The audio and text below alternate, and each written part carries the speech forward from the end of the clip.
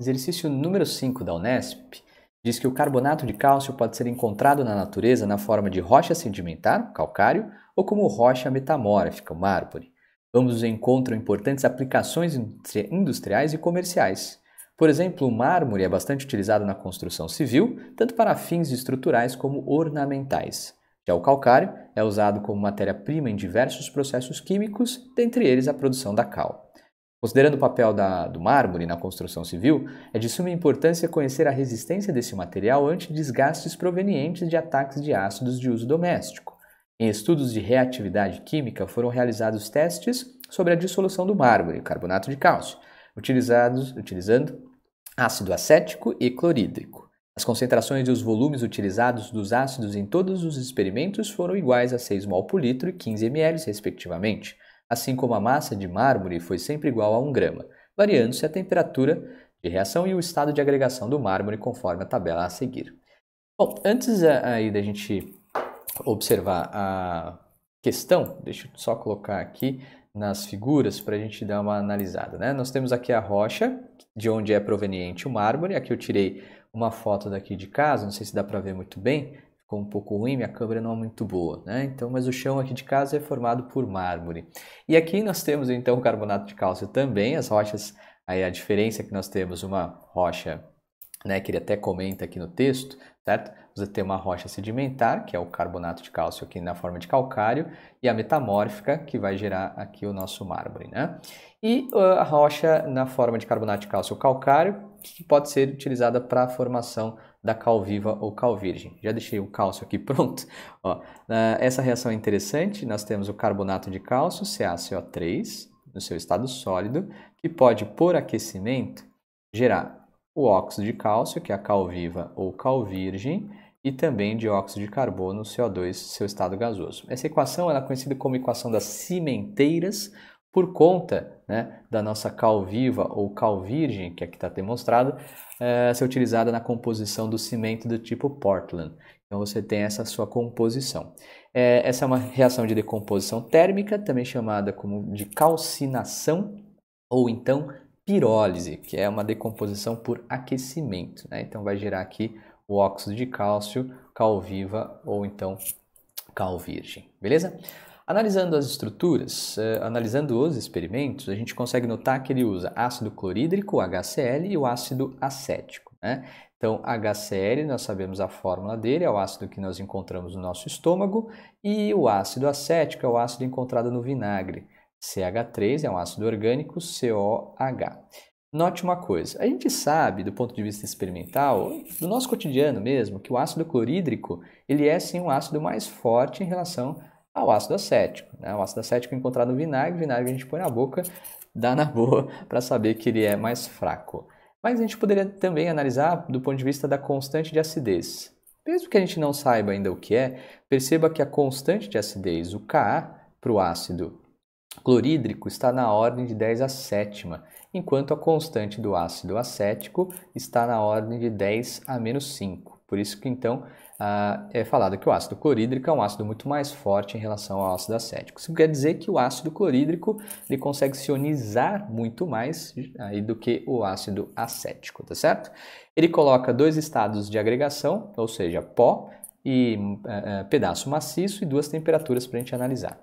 Dentre essas possibilidades, a gente sabe que o pedaço, considerando aqui só para o ácido clorídrico, né, em pó a velocidade é maior do que em pedaço maciço. E numa temperatura de 60 graus Celsius, nós também sabemos que a velocidade ela é maior. Sendo assim, o experimento número 1 nos fornecerá a maior velocidade de todos, né? Por quê? Porque eu estou usando o ácido mais forte, numa maior superfície de contato, numa maior temperatura.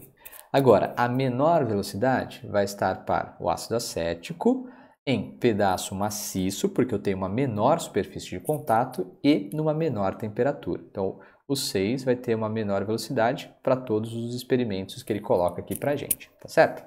Vamos para as alternativas, então, analisar o que está acontecendo. Ele fala no item A, né, que os experimentos 5 e 6 apresentam a mesma velocidade de dissolução do mármore, porque a superfície de contato de um sólido não afeta a velocidade de uma reação.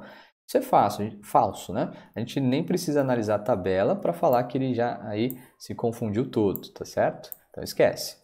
Na letra B, o experimento 1 ocorre mais lentamente do que o 2, porque quanto maior for a temperatura, menor será a velocidade de uma reação. Então, de novo, a gente nem precisava olhar a tabela, porque nós sabemos que neste ponto, quando ele fala quanto maior a temperatura, menor será a velocidade, é falso também.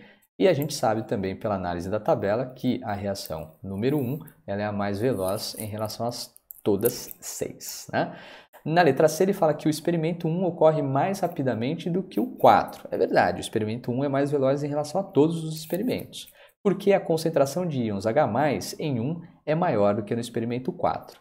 Bom, aqui pode gerar uma certa confusão, porque você fala a concentração é igual para todo mundo, ele falou 6 mol por litro. Tá? E o volume também é equivalente a 15 ml. Só que tem um detalhe, como o ácido clorídrico é um ácido mais forte, H+ e Cl-. Agora, o alfa do nosso ácido acético, vou abreviar aqui como HAC, tá? Ele está aí com valor menor que 2%. Ou seja, o ácido acético vai se ionizar sim, mas se eu colocar 100 moléculas do ácido acético, tá? Na verdade, apenas menos que 2% dessas moléculas aqui se transformarão em íon H+, né? Ou liberarão íon H+. Consequentemente, é o que ele está dizendo aqui. A concentração de íons H+, liberadas pelo HCl vai ser maior, por conta deste alfa, que é chamado grau de ionização dos ácidos, tá bom? O item C é correto. Vamos ver o item D. No experimento 4, o experimento 4 ocorre mais lentamente do que o 5, porque quanto maior for a temperatura, menor será a probabilidade de colisões, de ocorrer colisões efetivas. Falso de novo, né? Se tem uma maior temperatura, então terá uma maior probabilidade de choques. O sistema ele vai estar mais agitado, então esquece. Na letra E, o experimento 3 ocorre mais lentamente do que o 6, porque quanto maior for a concentração dos reagentes, maior será a velocidade de uma reação química. Mas sabemos que o 3, se a gente observar aqui, como ele trabalha com ácido clorídrico, é mais forte que o ácido acético.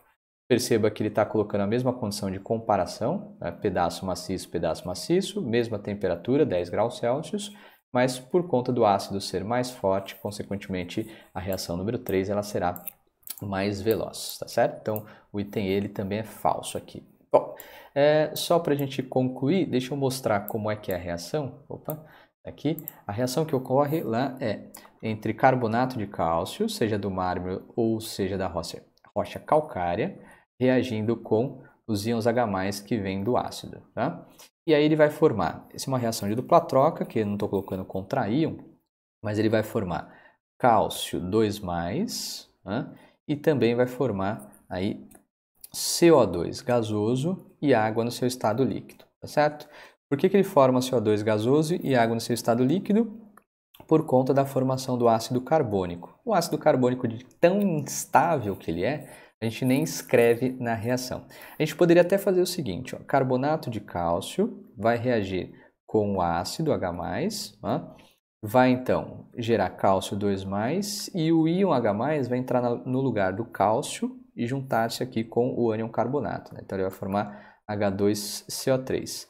Mas como a gente sabe de novo que H2CO3 é instável, a melhor equação a ser escrita é a equação aqui de cima. Né? Então eu poderia começar com essa primeira equação, tá? E depois formar essa equação e dar a resposta para o examinador. Né? Então aqui vão ser necessários 2 mols de H+, formando como produto cálcio 2+, mais CO2 gasoso, mais aí H2O. Essa reação ela é uma reação observável, porque à medida que ele vai acontecendo, o CO2 vai saindo do seu estado gasoso e parece que é uma efervescência, né? Parece que ele está fervendo, mas ele está liberando o dióxido de carbono no seu estado gasoso para a atmosfera. Tudo bem? Então tá aí, marca a alternativa letra C para essa questão. Até mais.